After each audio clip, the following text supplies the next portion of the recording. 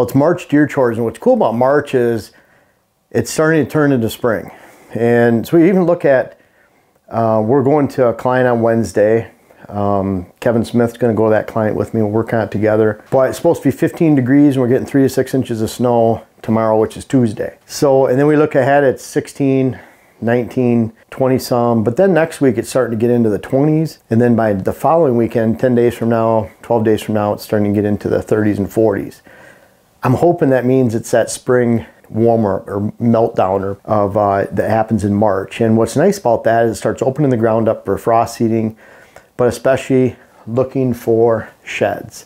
And what I like about this time of year is, sure, if we leave some sheds out there, they could get attacked by some squirrels, but we still have snowpack. And I would imagine in the woods, especially on the shady sides, we have at least 8 to 10 inches of snow, even though we've had some melts. And so those sheds that are there are getting encrusted in some snow. We're getting a covering of 3 to 6 inches right now, this afternoon, tomorrow. And that means a lot of these sheds that would normally get eaten, their tips get gnawed on by mice and certainly squirrels, the tree rats, aren't going to be hit. They'll be nice and clean. And you can see these, this is a matching set we found of Lucky. They're actually 500 yards apart. While we're driving around, we're saving our shed hunting for March because we don't want to spook the deer off. And so we've been working in areas, cutting in areas that aren't adjacent to areas where they're hitting winter food right now. And we were lucky to find those. I mean, they were literally 500 yards apart. And one we drove over, meaning it was right in the middle of side by side. We thought it might be a shed. Actually, both of us, Dante and I, later.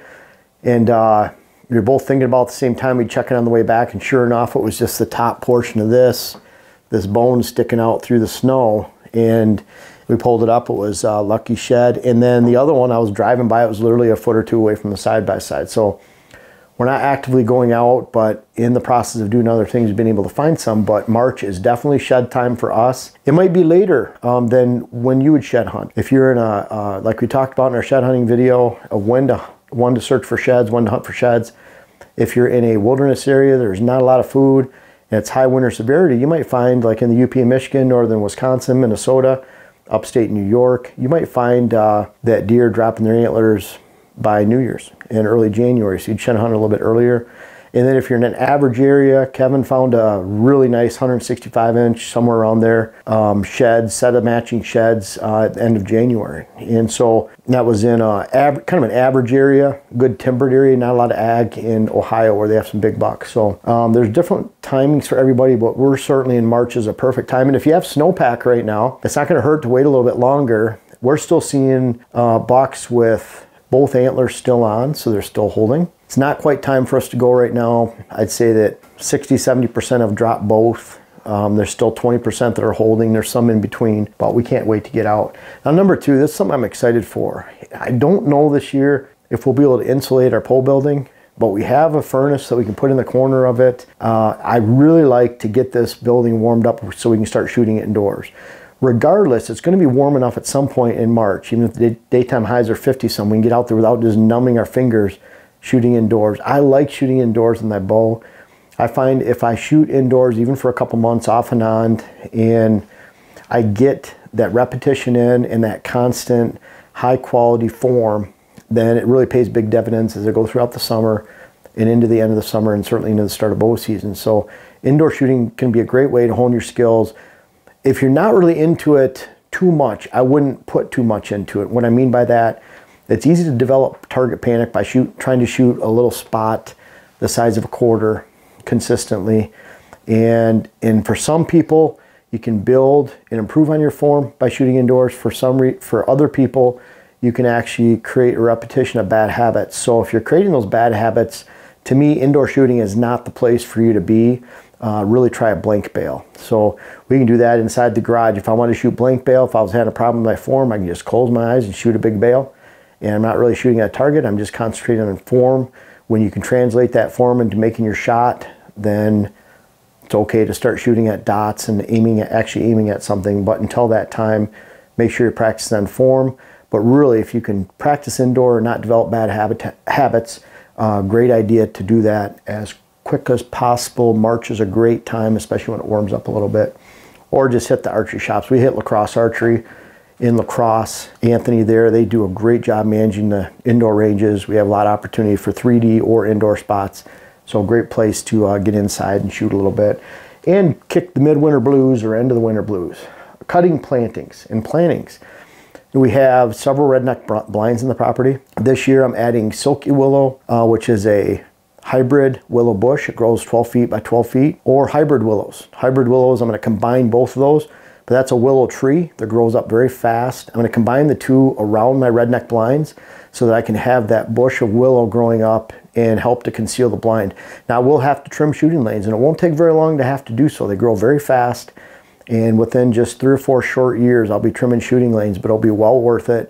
I can grow that bush in around that redneck. Then it'll help me get in and out of that redneck, especially up and down ladders without ever being seen. We have some great setups. One of them right behind a red cedar. We've shot a couple bucks out of there, passed up a nice 4-year-old this year out of that blind. We have another one that's just on the top of some gray dogwood cluster. So that's a great place to get in and out. We actually have it only 5 feet off the ground, so we can get in and out without spooking deer. So we're really, really aware of how we set those in and hide them in, but that'll be great for our cuttings. And then also, I'm continuing to fill in along the road with my silky willows. Silky willows are nice, they're hybrids. We get all our cuttings from Big Rock Trees. They're out of Chippewa Falls. You can check those guys out, but it's just simply bigrocktrees.com. But it's a great source of cuttings. It's one of the only sources in the country. They used to be the only source. And we're cutting you typically 2.5 foot spacing staggered, meaning 5 foot spacing, but then we're staggering those in rows. I have a couple other screening lines to do this year. One on our logging plot where it's kind of open, and then along a power line area. We're going to add some of those lines in those spots, put the matting down, and can't wait to do that. But we're planning our cuttings right now because you need to order those soon and get them ordered. I know what's cool about Big Rock Trees is they have the amount of each type of cutting, and you can watch that number go down by the day. So always plan ahead. Not too expensive to plant, and they have varieties that deer won't typically touch. So soil samples. You know, we've been here. It's kind of nice because you moved in an area where there's good ag land. We're actually planting in some ag land, but we're going to be clearing areas out into the trees a little bit. I'm also going back into areas that are gray dogwood, briars. I'm expanding food plots. I'm spraying. And so we really want to check the soil samples this year, check the soil, get those samples, and just know where we're deficient. We're also hitting this year, it'll be the 3rd year in a row with corn in some areas. So I really want to know what I need to get into there and really plant so that, or really can plan on putting that fertilizer down so we can get the most out of our plots. It doesn't do you any good to have 15 acres of plots and you're only getting 8 acres worth of volume. And that's why you need to plan for your fertilization appropriately and also your chemical control and weed control. A lot of people don't like spraying, or I would say a small percentage, but there's a vocal percentage of people that don't like using chemicals. But really, if you're not using chemicals with your food plots and you're getting even 50% weed growth within those food plots, you're going to limit your actual volume yield to about 20%. So you're planting 10 acres and you're wasting 8 acres because you're not spraying. There's certainly a balance there. But I don't like the repeated tillings, 2 to 3 tillings or disking to break down those weeds and then plant. So there's a good balance. We like taking that where we spray in the spring, plant buckwheat, spray in the fall. So we can get a good rotation. The buckwheat's a great smother crop. It's building the soil at the same time. I'd be willing to bet that in the case of repeated tillings throughout a summertime and not using chemicals or going no-till, spraying, using buckwheat, spraying again, we're gonna have better soils going into the fall than someone who's repeatedly disking and using big expensive equipment to do so, drying out the soil, breaking up that top layer of soil buildup, and then also exposing the soil to erosion. We really like to use that no-till process.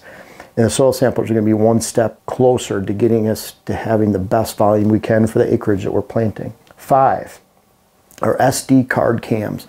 Once we get into the end of March, we start to pull those cameras into April. We can't see those bucks. They've already dropped their antlers. And really, we're using the cameras right now to identify bucks that made it through the season, get some good B-roll, things like that. But once we get into that time, antlers are gone. I really want to start getting those cameras back late April, May. We can start to see the growth of those bucks. So we'll take them out of the woods for a month, month and a half. It'll be a good break for them. You know, luckily we didn't have any failures last year, cameras, SD cards, or cell cams, and we probably have about 25 to 30 out right now of the Access trail cameras. So we had a really good year last year. We've been having great success with them. But really, once you get into that time, other than getting other wildlife, not really the purpose of us having them out. So we're going to start collecting trail cameras in March. Number 6, frost seeding really frost-seeding switchgrass. We still have snow on the ground. We're waiting for those openings. If we had openings in February, you could frost seed a little bit, but we're waiting more towards mid to late March now, looking at the weather forecast to frost seeding, and we're going to frost seed about 2.5 to 3 acres of switchgrass. We're also showing you what those plantings have looked like from the last 2 years. I talked about last year. You can look it up in YouTube, 4 easy ways to plant switchgrass, and we're going to go look at those here in a little bit. Actually today, that's our next video and last video that we're shooting for the day. And I want to show you what this switchgrass looks like because it's pretty cool. It's the one grass that's actually sticking up through the snow, so it's very easy to see.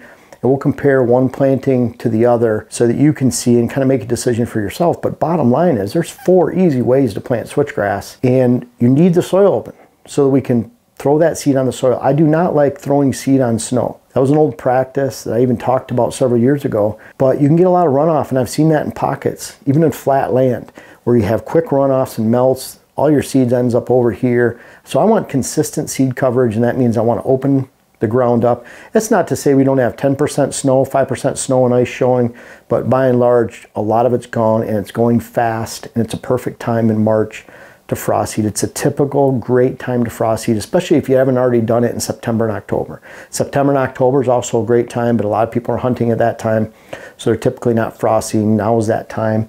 And certainly when the ground opens up, simazine is a pre-emergent. A lot of people get confused with this. Simazine will not hurt switchgrass, but you have to put it on the ground when it's pliable. You don't want there to be crusted ice and snow. You wait for that ground to first open up. It's pliable on top. You can spray that simazine. I recommend 3 quarts per acre of simazine. And think about the chemicals this year. They're really going up in cost. But people say, oh, you know, what are people going to do?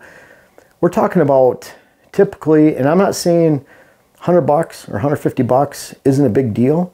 But when we're talking about switchgrass, for example, that can last for decades if you maintain it well, think about that cost per year, cost per acre. If you're paying $100 more for chemicals this year, it's still highly worth it. I wouldn't even plant switchgrass if I couldn't use the chemicals, because weeds, woody debris, whatever it might be that's growing in there, grasses, can shade out that switchgrass and kill it. So simazine, 3 quarts per acre, it's a pre-emergent, meaning if there's already green showing in the woods and in the fields, it's too late to plant simazine. It's not going to kill anything. You have to put it before the green comes out. Glyphosate is a post-emergent. That means it only kills things that are growing. That's why you can spray all the glyphosate you can on seed. You're not going to kill anything. There's some studies out there where people have shown when there's a 1, 2, 3% difference in germination if you spray glyphosate on seeds, and it's not controlled settings. It's not scientific. Really, it's not scientific. So bottom line is, unless it's growing glyphosate, it's not going to kill it. It's safe to spray on seeds, and it's certainly safe to spray on switchgrass until it germinates. Switchgrass germinates around the time corn does, slightly after. So if you see corn germinated in the fields around you, which is typically mid to late May, early May even, then it's too late to spray glyphosate, because those small leaves of switchgrass, when it first comes up, it is very small. It's almost a leaf the size of a BB, and it's narrow. So very, very small. If you hit it with glyphosate, that leaf that's opened up, it'll kill it. So the good thing is, though, glyphosate, it could be 2 days before that little leaf opens up, and there's no residual effect from glyphosate like there is with simazine or like there is with 2,4-D. As soon as it hits the soil, it's neutralized. So a great time to get your chemicals in order, make those plans, but certainly for frost seeding and simazine, they kind of go hand in hand in March. And then finally, 7, deer-blind plans. We're really looking at some roads going in for a couple rednecks, and I'm looking at this year, instead of getting them in August and really trying to hide them at the last minute and worrying there could be some impact on the deer herd, really this year I want to focus on getting those redneck blinds early, getting them in the woods early, so that we can actually get those blinds in the woods while we still have green up and debris and vegetation growing around them, so we can hide them in. So certainly by the time fall rolls around, they're well in place for a long time. They're hidden, and we'll get the most out of those investments for the time and effort and money that it takes to get those rednecks in place. So we always have a long list of things to do. March is no exception. We recently shot a 2022 deer chores. So what we're doing for the entire year versus 2021 and 20. And it's all about priority and getting things done in a timely manner. And even if you're just chipping away at a few of these, like I say, every single month, you'll be well on your way to having a great herd and hunt this fall. Folks, I want to make sure you check out my web class video series, whether it's how to design your food plot program or how to design your property in general. And we have a new one coming out that'll be how to hunt the rut. But these bucks back here are a testament. Some of these bucks go back to 93. They're even in different states. I urge you to check out those web classes so that you can help yourself, help your land, help your hunt. The link is in the description. And also for those that have tried them out, I encourage you to offer some feedback in the comments below. Thank you.